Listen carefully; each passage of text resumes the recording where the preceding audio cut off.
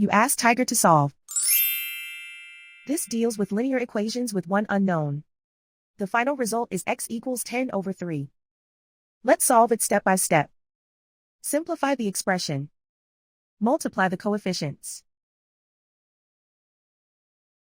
Simplify the arithmetic. Multiply the coefficients.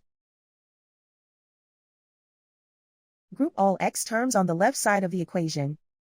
Subtract 12x from both sides. Group like terms. Simplify the arithmetic. Group like terms. Simplify the arithmetic. Group all constants on the right side of the equation. Add 12 to both sides. Simplify the arithmetic.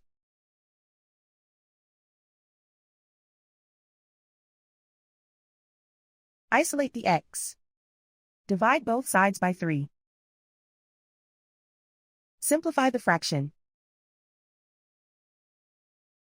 And so the final result is x equals 10 over 3.